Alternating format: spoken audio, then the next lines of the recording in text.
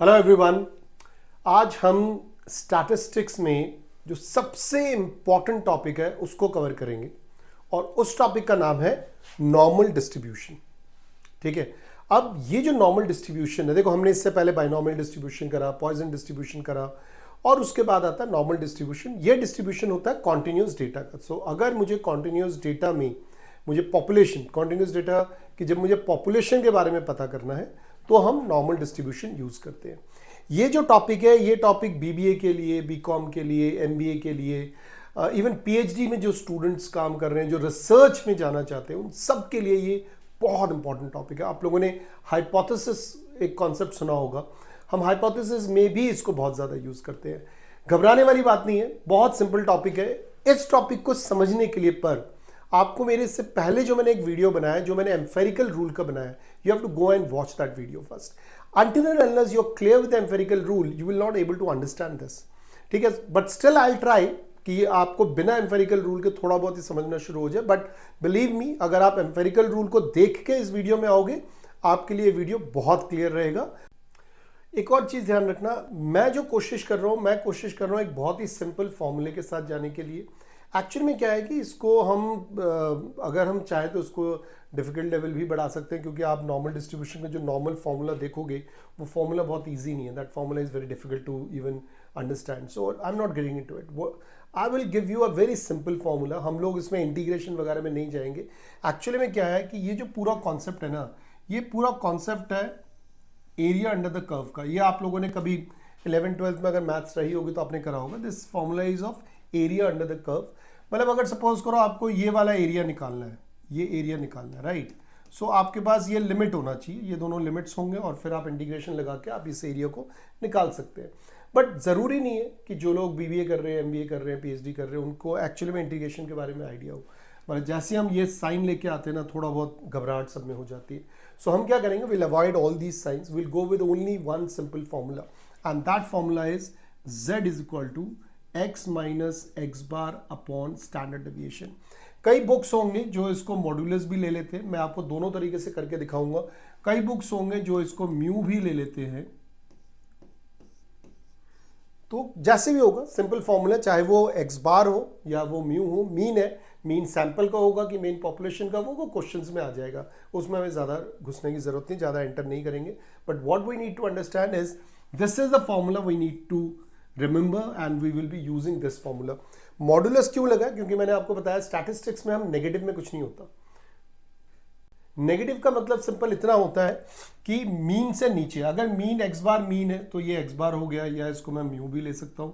और standard deviation की बात कर रहा हूं, मीन का मतलब है कि वो एक्स बार से नीचे अगर डेटा है तो वो उसको वो माइनस में ले लेंगे, ये माइनस में आंसर आ जाएगा जो जेड स्कोर है, अदरवाइज वो प्लस में जाएगा। अच्छा, यहां पे इस क्वेश्चंस को करने के लिए हमें इन चारों के अलावा हमें एक और हेल्प चाहिए होता है, वो होता है जेड टेबल की। अच्छा, जेड टेबल भी 3-4 तरीके के होते हैं। मैं अभी आपको दिखाता हूं कि जेड टेबल कैसे कैसे होते हैं। क्वेश्चंस लेंगे, फिर अगर हम आगे चलेंगे तो हम जेड टेबल की भी बात करेंगे। छोटा छोटा स्टेप्स से आगे बढ़ते हैं। इन क्वेश्चंस में हमें एक और चीज ध्यान देखना पड़ेगा कि जो डेटा होगा, that data should be normal, जिसको हम कहते हैं कि that data should be actually behaving as a normal data. उसका डिस्ट्रीब्यूशन नॉर्मल डिस्ट्रीब्यूशन होना चाहिए। और नॉर्मल डिस्ट्रीब्यूशन का जो सबसे इजी तरीका समझने का वो होता है कि इसमें मीन 0 होता है और जो स्टैंडर्ड डेविएशन होता है वो 1 होता है। सो ये एक इंपॉर्टेंट कॉन्सेप्ट है जो कई बारी फिल इन द ब्लैंक्स में या एमसीक्यूज में पूछ लिया जाता है कि नॉर्मल वेरिएट का क्या होता है। सो जो नॉर्मल डिस्ट्रीब्यूशन में हमारा जो मीन होगा वो 0 माना जाता है और जो स्टैंडर्ड डेविएशन होगा वो 1 माना जाता है। ठीक है, अब हम इसको शुरू से दोबारा से शुरू करते हैं। ये सब चीजें आपको समझ में आ गया होगा। अब मैं धीरे धीरे करके आपको समझाता हूं कि ये फॉर्मूला यूज कैसे होता है, राइट।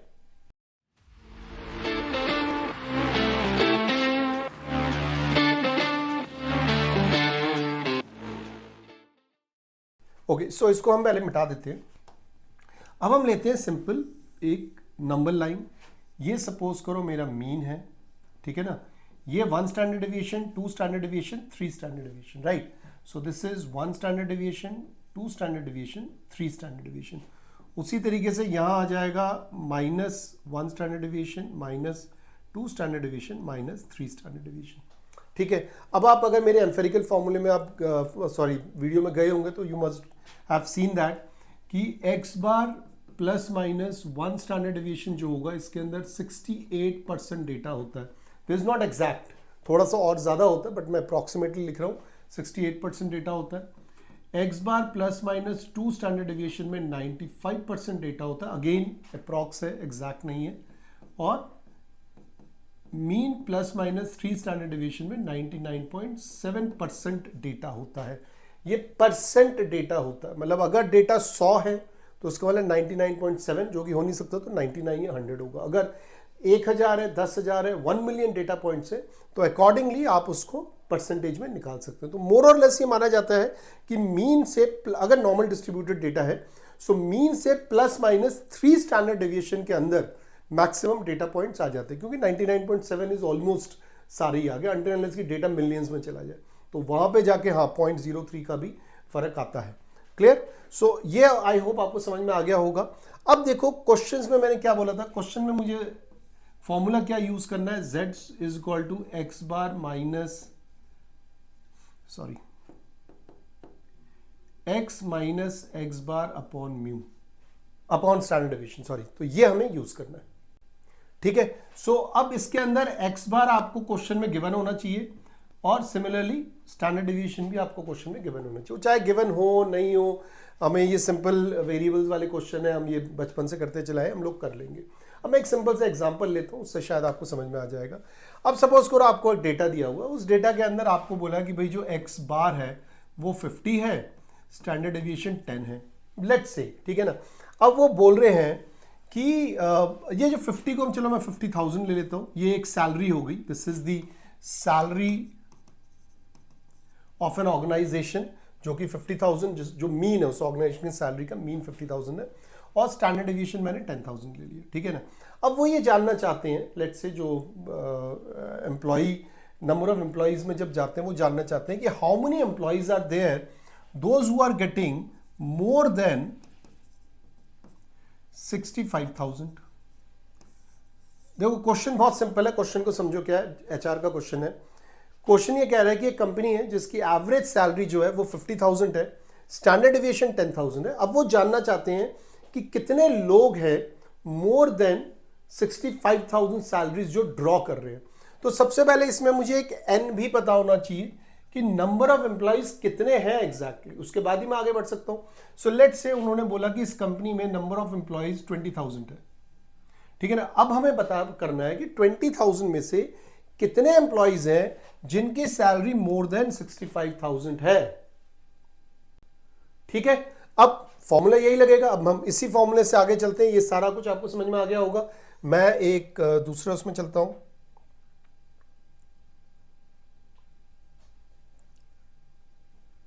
ओके, सो क्वेश्चन वही था, क्वेश्चन में मैं दोबारा लिख देता हूं। क्वेश्चन है x bar is equal to 50,000, standard deviation is equal to 10,000, और n is total number of employees in that organization is equal to 20,000। अब फॉर्मूला क्या था मेरा, z is equal to x minus x bar upon standard deviation, right. So इसका क्या मतलब हुआ, अगर मैं इन सारे चीजों को डालना शुरू करूं और हमारा x क्या होगा, मैं 65,000 के ऊपर वाला चाहिए, सो x मेरा हो गया 65,000। क्लियर हो गया। अब हम फॉर्मूले में लेके आ जाते हैं। सो x 65,000 है, 65,000 माइनस 50,000 अपॉन 10,000, ये मेरा सिंपल निकलेगा z स्कोर। अब अगर मैं निकालूंगा तो z स्कोर देखो, इसको हम 65 कर देते हैं। अब z स्कोर क्या निकलेगा मेरा, z टेबल पे जाके देखना पड़ेगा, पहले हम निकाल लेते हैं। So this would be 15,000 upon 10,000, काटेंगे तो ये मेरा आ जाएगा 1.5। क्लियर, ये 10,000 है, 4 जीरोस है, वो 3 जीरो है, कटेगा तो 1.5 आ गया। इसका मतलब क्या है, अभी मैं अगर पार्क करूं कि z इज इक्वल टू 1.5, अभी हम यहीं पे रुकते हैं। अब मुझे z टेबल पे जाना पड़ेगा। ठीक है, अब मैं समझाऊंगा कि z टेबल को भी कैसे देखना है। मैं z टेबल निकाल के आता हूं, तब तक आप इस चीज को नोट कर लो। ठीक है, मैं z टेबल निकालता हूं। ओके, सो मैंने आपको बताया था कि जो z टेबल है वो 2-3 तरीके का होगा। मैं अभी जो टेबल दे रहा हूं, ये टेबल मेरे हिसाब से as per my knowledge, my understanding and my experience and my जो रिकमेंडेशन रहेगा वो यही रहेगा कि आप यही वाला टेबल यूज करो।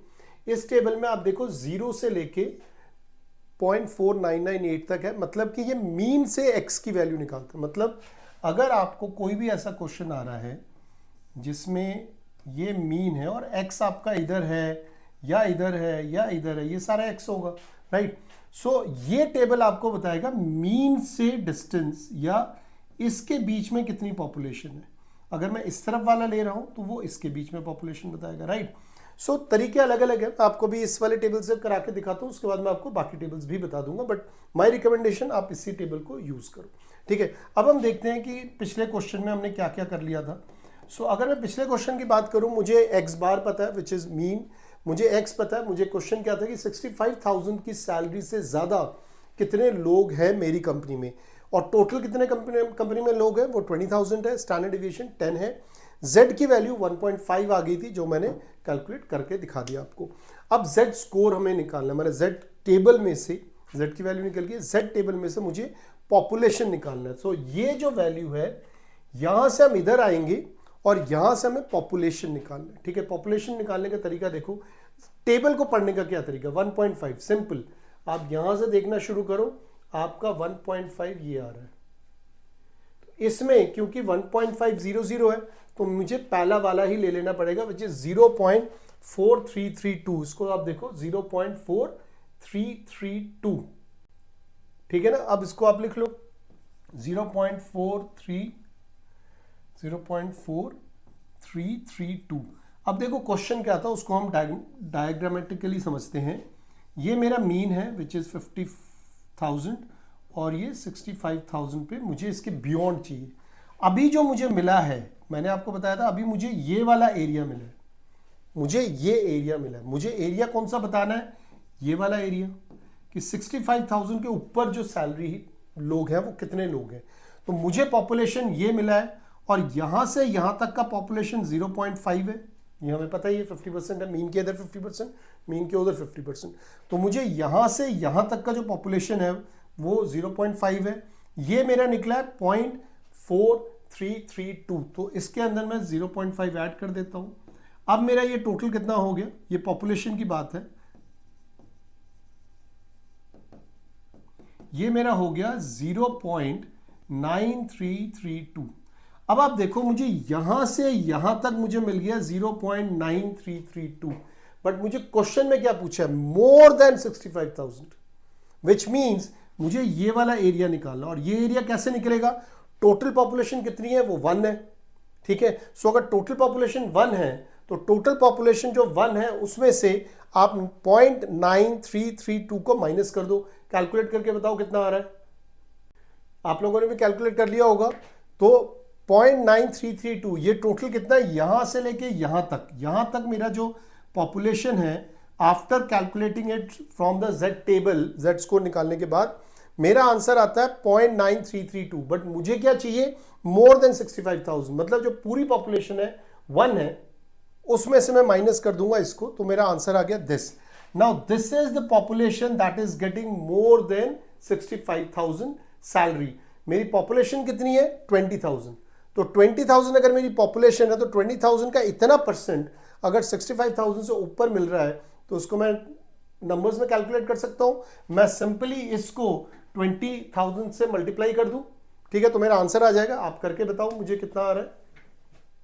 मैंने सामने आपको कैलकुलेट करके दिखा दिया। तो n अगर 20,000 है, मेरा पॉपुलेशन 0.668% है, पॉपुलेशन आ रहा है, उसको मैं मल्टीप्लाई करूंगा तो आंसर मेरा आ जाएगा 1336, which means out of 20,000 people those who are there in an organization, more than 65,000 salary जिनको मिल रही है, जिसमें कि मीन 50,000 है, स्टैंडर्ड डिवीजन 10,000 है, इज 1336, मतलब 1336 1336 employees are getting salary more than 65,000, more than 65,000, ठीक है। तो this is one way to do your normal distribution problems, ठीक है ना। अब हम देखेंगे कि अगर कोई और हमें तरीका हो तो हमें कौन सा टेबल यूज करना है, राइट। ओके, अब हम थोड़ा सा क्वेश्चन को चेंज करते हैं। अभी तक हमने क्या करा था कि मोर देन 65,000 सैलरी जिनकी हम उनकी बात कर रहे हैं। लेट्स से अगर ये 50,000 है मीन और स्टैंडर्ड डेविएशन मेरा कितना है 10,000 हम ले रहे हैं। मैं ये कह रहा हूं अगर सैलरीज कम मिल रही हैं लोगों को, लेट्स से 50,000 से नीचे भी सैलरीज मिल रही होंगी, मैं ये जानना चाहता हूं कि कितने ऐसे लोग हैं जिनको 32,000 सैलरी से नीचे मिल रही है। अगेन ध्यान दो क्वेश्चन में, 32,000 सैलरी से नीचे मिल रही है, विच मीन्स कि वो अप्रोक्सीमेटली यहां पे कहीं पे आएगा 32,000। क्लियर? अगर मैं बेल कर्व करूंगा तो भी वही आ जाएगा, क्योंकि ये 40,000 होगा, ये 30,000 होगा। वन स्टैंडर्ड डेविएशन पे ये 40,000 आएगा और ये 30,000 आएगा। मैं x कितना चाहता हूं 32,000 से नीचे कितने स्टूडेंट्स है, राइट? सो अगर मैं इसको बेल कर्व में भी लेके जाऊं, ऐसे भी लेके जाऊं, तो ये वाला मुझे पोर्शन पता करना है। ठीक है, ये पोर्शन मुझे पता करना है। अगेन फॉर्मूला सेम होगा, फॉर्मूले के हिसाब से हम चलते हैं। फॉर्मूला क्या होगा मेरा, z is equal to x minus x bar upon standard deviation, which is again 32,000 minus 50,000 upon 10,000। अब देखो यहां पे माइनस में आ रहा है, या तो मैं इसका मॉडुलस लेके आंसर निकाल दूं, क्योंकि स्टैटिस्टिक्स में माइनस में कुछ होता नहीं है, हम 0 to 1 लेते हैं। बट माइनस रिप्रेजेंट कि ये मीन से इस तरफ को है, सिर्फ इतना ही रिप्रेजेंट कर रहा है कि वो मीन से टुवर्ड्स लेफ्ट है। तो मीन से टुवर्ड्स लेफ्ट है, इसलिए वो माइनस दे रहे। तो मैं आपको ये बताना चाहता हूं कि मेरे पास एक ऐसा भी टेबल है जिसमें आपको माइनस को मॉडुलस में लेने की जरूरत है और माइनस से ही आंसर निकल जाएगा। सो करके देखते हैं। अगर मैं इसको सॉल्व करूंगा तो इसका आंसर कितना आएगा, इसका आंसर आएगा 18,000 अपॉन 10,000, राइट? ये कटेगा, 4 0 है तो एक यहां पे आ जाएगा, तो इसका आंसर आ गया 1.8, वो भी माइनस में। ठीक है, तो माइनस का 1.8 आ रहा है मेरा। ठीक है, ठीक है। अब माइनस का 1.8 इस टेबल से देख लो, ये 1.8 है। ठीक है, अब ये माइनस का 1.8, क्योंकि आगे कुछ नहीं है पॉइंट्स में।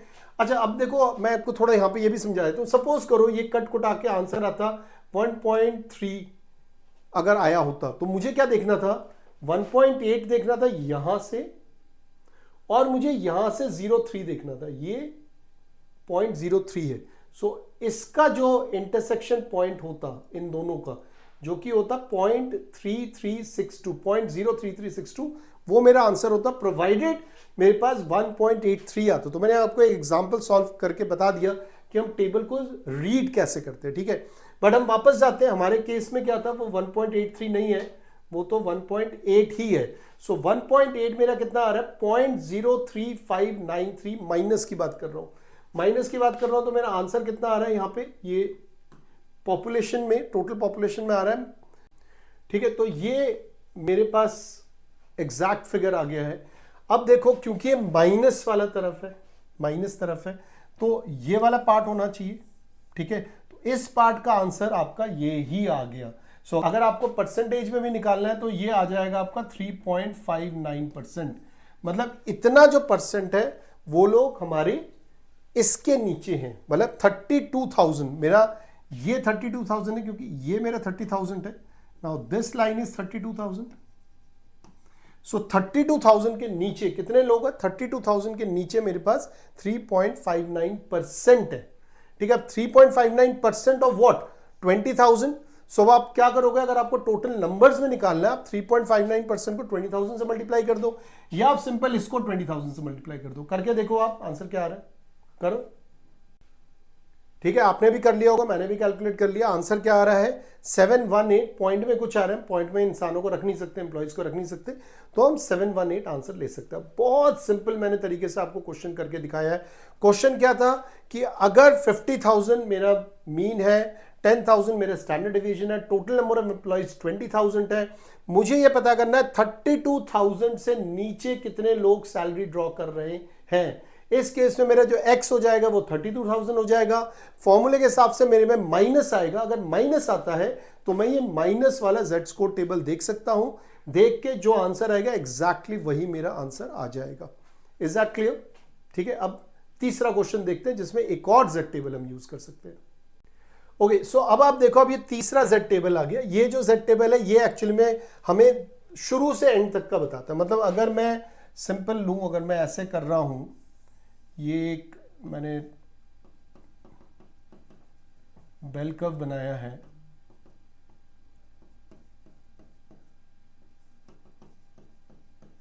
मैं सारा डेटा सेम रख रहा हूं। अब मैं ये जानना चाहता हूं कि भी कितने लोग हैं टोटल लोग जो कि लेट से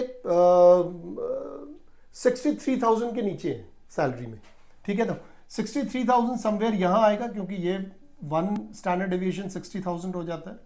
सो लेट से 63,000 है। सो 63,000 के नीचे कितने लोग हैं, ठीक है, हम नीचे की बात कर रहे हैं। अगेन सेम फॉर्मूला लगा लेते हैं। फॉर्मूला क्या होगा मेरा, z score is equal to कितना होगा, 63,000 minus 50,000 upon 10,000 is equal to कितना हो जाएगा, ये 1.3 आ जाएगा। सिंपल, 10,000 से डिवाइड करो 13,000 होगा, 10,000 डिवाइड करोगे 1.3 आ जाएगा। अब ऐसे में मैं 1.3 देख लेता हूं। सो 1.3 मेरा कितना आ रहा है, 0.90320 कितना आ रहा है मेरा, पॉपुलेशन कितनी आ रही है, 0.90320 ये मेरी पॉपुलेशन आ रही है, राइट। थोड़ा सा हम इसमें चेंजेस करते हैं। ओके, सो थोड़ा सा, ठीक है, थोड़ा मैंने इसको दूर कर दिया। अब ये इतना मेरा आंसर आ गया कि 90% डेटा जो है, अब देखो यहां से शुरू हो रहा है जो कि 0 से लेके मैं आगे तक जा रहा हूं। सो ये जो टेबल है, ये टेबल मुझे बताता है 0 से लेके आगे तक। सो 0 से लेके आगे तक जाने के लिए जो मेरा आंसर आ गया, उसी आंसर को मुझे लेके चलना है, विच इज 90% आ रहा है। 90% ऑफ मैं 20,000 निकालूंगा, अगेन करीब करीब 18,000 के करीब आ जाएगा, थोड़ा ऊपर भी हो सकता है, बट अब एवरेज अगर मैं लगाऊं, आप कैलकुलेट करके देखो, 18,600 या 18,060 के करीब आंसर आना चाहिए। आप करके देखो एक बार, ठीक है। आ गया होगा मेरे ख्याल से, कैलकुलेट करके देखो, ये 18,064 आ जाना चाहिए। ऊपर नीचे थोड़ा सा हो सकता है, एग्जैक्ट भी ये हो सकता है। सो अब मुझे ये पॉपुलेशन मिल गया कि कितने लोग हैं जिनकी सैलरी 63,000 तक है, मतलब 0 से लेके 63,000 तक। अब इसका मतलब ये भी निकल गया कि अगर मैं 20,000 से इसको माइनस करूंगा तो इतने लोग जो हैं वो 63,000 से ज्यादा सैलरी कमा रहे हैं। क्लियर हो गया। अब आप देखो, मैंने आपको 3 डिफरेंट क्वेश्चंस कराए और 3 डिफरेंट मैंने क्या नाम है टेबल भी यूज करके दिखाया। बट मेरा हमेशा सजेशन रहता है कि आप जो सबसे पहले मैंने जो टेबल दिया था, जो एक्चुअली में मीन से बताता है मुझे, ठीक है ना, उस टेबल को यूज करो। अब मैं एक ऐसा क्वेश्चन करूंगा जो ये प्रूव कर देगा कि मेरे लिए पहला वाला टेबल यूज करना सबसे जरूरी है और उस टेबल से मैं सब कुछ निकाल सकता हूं, राइट। देखते हैं क्वेश्चन। ओके, अब आप इस क्वेश्चन को देखो। इस क्वेश्चन में मैं क्या लिख रहा हूं, सेम डेटा है, n 20,000, x बार 10,000 और स्टैंडर्ड डिवीजन 10,000 है, सॉरी x बार 50,000 है और स्टैंडर्ड डिवीजन 10,000 है। मैं ये जानना चाहता हूं कि जिनको 37,500 मिलता है, मतलब ये क्या हो गया, ये एक तरीके से हो गया 37,500 जिनको सैलरी मिलती है और जिनको 71,000 सैलरी मिलती है, इन दोनों के बीच में, मतलब इस डेटा में कितनी पॉपुलेशन है, ठीक है ना। अब देखो, ये जो क्वेश्चन है, इस क्वेश्चन का सबसे सही तरीका है, जब आप Z स्कोर टेबल जो ले रहे हो, जो नॉर्मल स्टैंडर्ड Z टेबल है, वो आप लो जो कि आपका एक्चुअली में मीन से दे रहे हैं, मतलब मीन से दे रहा है। मुझे करना क्या है, मुझे तो मीन से यहां तक का निकालना है और मीन से यहां तक का निकालना है, और जैसे ये दोनों मेरे निकल जाएंगे, मेरा आंसर आ गया। मीन से ये और मीन से ये दोनों को ऐड कर दो, ठीक है, करके देख लेते हैं। सबसे पहले मैं Z1 निकालता हूं। Z1 में क्या है मेरा, 37,500, ठीक है, माइनस कितना है 50,000 अपॉन 10,000। अब ये मेरा Z1 निकलेगा। Z2 मेरा क्या होगा, 71,000 माइनस 50,000 अपॉन 10,000। क्लियर। सो आप एक काम करो, आप कैलकुलेट करो और दोनों मुझे Z1 और Z2 बताओ, कैलकुलेट करके बताओ मुझे। ओके, हमने कैलकुलेट कर लिया, 1.25 माइनस का और 2.1। अब मैंने क्या बोला था कि मैं अगर इस टेबल में जा रहा हूं तो मुझे माइनस नहीं लेना, मुझे माइनस नहीं लेना, मुझे यहां से यहां तक का नहीं पता करना। सो अगर मैं इस माइनस को हटा देता हूं, इस माइनस को सिंपली हटा के मैं लिखता हूं 1.25। इसका क्या मतलब है, यहां से यहां तक 1.25 Z है, उसका पॉपुलेशन देख लेते हैं कितना है। सो 1.25 का पॉपुलेशन कितना है, 1.2 1.2 1.2 ये है, और मुझे 5 पे जाना है, ठीक है। सो 1.25 तक आना है, विच इज 0.3944। इसका क्या हुआ? 0.3944, ये ध्यान रखना है मुझे, 0.3944। अब 2.1 का देख लेते हैं। 2.1 देखेंगे तो 0.4821, 2.1 देखेंगे तो कितना होगा? 0.4821। अब मुझे क्या करना है? इन दोनों को ऐड ही तो करना है, ये प्लस ये। मेरा आंसर आ गया, तो कर लेते हैं ऐड। 0.3944, 0.4821, 5 6 7 8। सो 87% मेरा आंसर आ गया। सो 87% ऑफ 20,000 निकाल लेना, वो निकल जाएगा, इजी कैलकुलेशन है। बट मेरा जो क्वेश्चन था कि 37,500 की सैलरी में से, मतलब से 71,000 सैलरी तक कितने लोग हैं, एम्प्लॉय कितने हैं। सो वो आंसर जो है कि 87% एम्प्लॉयज है आउट ऑफ 20,000। सो ये आपका आंसर निकल जाता है। ओके, अब हम इसी क्वेश्चन में थोड़ा सा और करने की कोशिश करते हैं, या मैं इसको मिटा के फिर एक और क्वेश्चन आपको बताता हूं। इसी टाइप का एक क्वेश्चन मैं आपको करके दिखाता हूं। ओके, सपोज करो मैं पहले वाले क्वेश्चन में आता हूं, ठीक है ना। जो सबसे पहला क्वेश्चन था, उस क्वेश्चन को भी हम कर सकते हैं, मतलब कुछ भी आप कर सकते हो। सपोज करो आपको ये वाली x की वैल्यू दी है, ठीक है ना, और ये जो x है ये 73,000 है। क्लियर है? अब आपको 73,000 के बियॉन्ड का निकालना है कि 73,000 से ऊपर वाले सैलरी वाले कितने हैं। तो ये 50,000 है, मैं ये निकाल लेता हूं। अगर मुझे ये भी निकालना है तो मीन से मैं निकाल रहा हूं, विच मीन्स मैं इसको देख लेता हूं। सो ये मेरा आंसर सिंपल आ गया। अगर मुझे टोटल 70,000 से जाना है तो इसमें मुझे +5 करना पड़ेगा ना, क्योंकि ये जो आंसर आएगा यहां से लेके यहां तक 73,000 है। ये ध्यान रखना जो मैं क्वेश्चन कह रहा हूं, 73,000 के बियॉन्ड मुझे चाहिए। मतलब मेरा जो एक्चुअल डेटा है वो ये वाला है, मुझे ये चाहिए। ये कैसे मिलेगा? ये तब मिलेगा जब मुझे 0 से 73,000 का मिल जाए।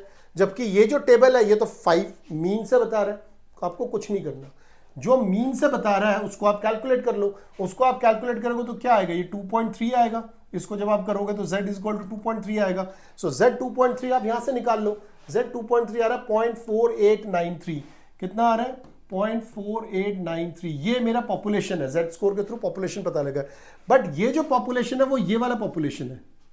यहां से भी तो मुझे ऐड करना है ना। करो ऐड।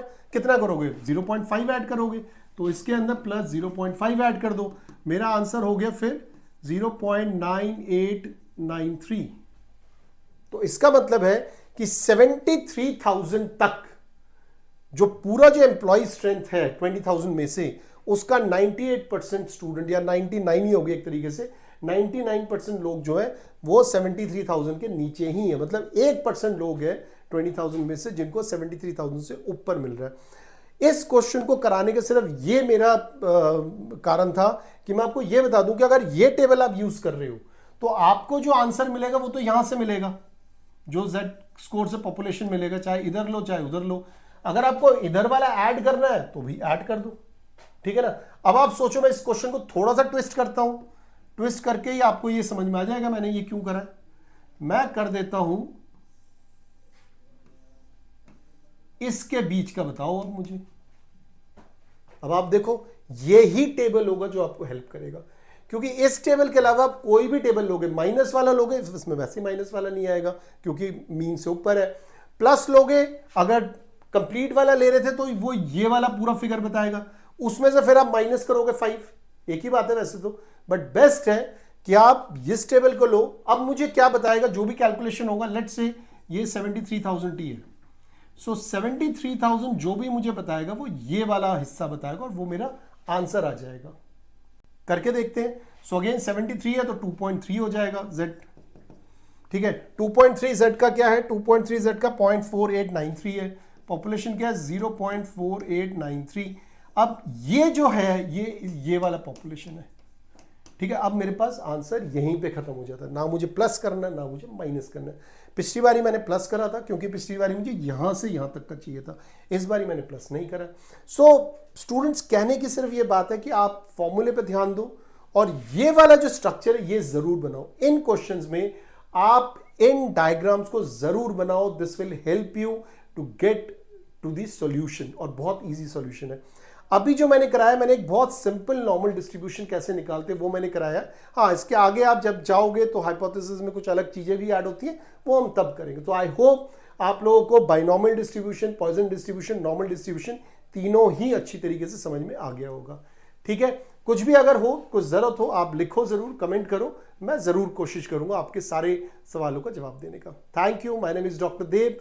और किसी भी तरीके की अगर आपको एमबीए में प्रॉब्लम है, बीबीए में है, बीकॉम में है, सीए के एग्जाम दे रहे हैं, या स्टैटिस्टिक्स का देना चाहते हैं, या पीएचडी में जाना चाहते हैं, ये सारे थ्योरीज आपको काम आएंगे।